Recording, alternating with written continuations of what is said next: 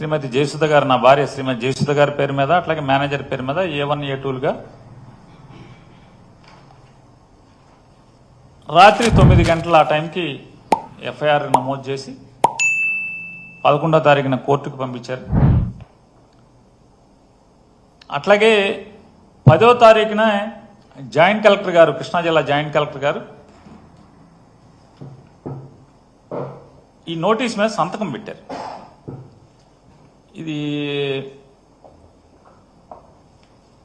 ఇది వారు 4వ తారీఖు రాసిన లెటర్. ఇది ఈ నోటీస్ మీద సంతకం పెట్టారు. ఈ నోటీసు శ్రీమతి జయసుధ గారికి, అట్లాగే మేనేజర్కి, VC అండ్ MDకి, district manager and district magistrate and కలెక్టర్కి, superintendent of police Bandar taluka Machilipatnam రాశారు. For information station officer, RDO, tahsildar వీళ్ళందరూ కూడా తలొక కాపీ పెట్టారు. దాంట్లో వారు ఏం చెప్పారంటే, మీ దగ్గర స్టాకు వేరియేషన్ కనపడుతుంది, 3708 బస్తాలు. కాబట్టి దాని తాలూకా మీరు పెనాల్టీతో సహా కలిపి 1,70,50,800 జమ చేయండి 3 రోజుల్లోపు అని చెప్పని నోటీస్ మీద సంతకం అయితే పెట్టారు. కానీ దాన్ని శుక్రవారం 13వ తారీఖు శుక్రవారం మధ్యాహ్నం 2-3 గంటల మధ్యలో, 2 గంటలు 3 గంటల మధ్యలో గోడౌన్కి ఎవరో ఒక అతను వచ్చి అంటించి వెళ్ళారని చెప్పని గోడౌన్లో ఉన్నటువంటి సెక్యూరిటీ గార్డు అప్పటికే 10వ తారీఖు FIR నమోదైన దృష్ట్యా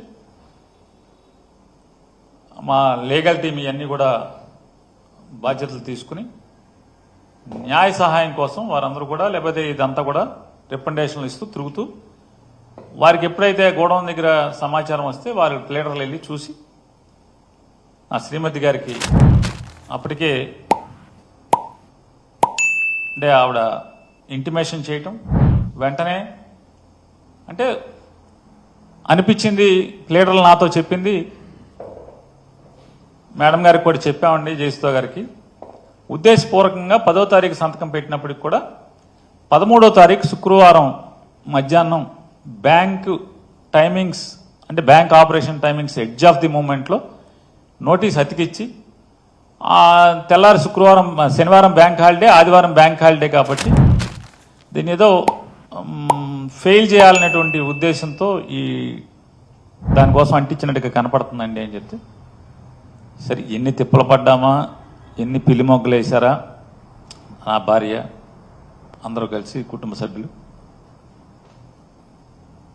ఆవిడ చివరికి ఆ డబ్బుల్ని ఫెయిల్ అవ్వకూడదు అనేది చేసుకుని ఆ డబ్బుల్ని జమ చేసి జాయింట్ కలెక్టర్ గారికి లెటర్ ఇస్తూ, ఆ లెటర్లో కూడా వారు చెప్పడం జరిగింది, కేవలం నైతిక బాధ్యత తీసుకుని మీ యొక్క ఆదేశాలని గౌరవించడానికి మాత్రమే ఈ డబ్బు జమ చేస్తున్నాను తప్పితే మీరు దాంట్లో ఎట్రిబ్యూట్ చేసినటువంటి లేదా ఆరోపించబడినటువంటి ఏ నిందలు కానీ ఏ కార్యక్రమాలకు కానీ మేము అంగీకరించట్లేదు. అహంకారం తీస్తాం, తోలు తీసి కింద కూర్చోబెడతాం. మీకు ఒళ్ళు ఒక్కొక్కళ్ళకి మీకు ఎక్కడెక్కడ ఉన్నా తెలియట్లా. మీకు అహంకారాలు పెరిగిపోయినాయి. మీకు ఆధిపత్యపు అహంకారంతో అధికారుల మీద దాడి చేస్తే మిమ్మల్ని ఎలా తీసుకెళ్లాలో, ఎలాంటి శిక్ష పడాలో మీకు ఖచ్చితంగా చేసి పెడతాం. మీకు ఇష్టారాజ్యంగా చేయకండి. అహంకారంతో నడినెత్తి కళ్ళు నెత్తికెక్కాయి. మీకు ఈ ప్రభుత్వం చాలా త్రికరణ శుద్ధిగా అందరం కూర్చొని మేము కలిసికట్టుగా ఉన్నాం. ఇక్కడ ఇది కూటమి ప్రభుత్వం, ఇది వైసీపీ ప్రభుత్వం కాదు. ఇది ఇష్టారాజ్యంగా మీరు చేస్తారంటే కామ్గా కూర్చునే ప్రభుత్వం కాదు. మీకు ఎలా చేస్తే, ఎలా నియంత్రిస్తే మీకు కిందకు వస్తారో మేము చేస్తాం. మీరు గాల్లో విహరిస్తూ ఉన్నారు. 11 సీట్లు వచ్చిన ఇంకా గాల్లో విహరిస్తున్నారు. మొత్తం మీకు ఎలా కిందకి దించాలో మాకు బాగా తెలుసు, చేసి చూపిస్తాం.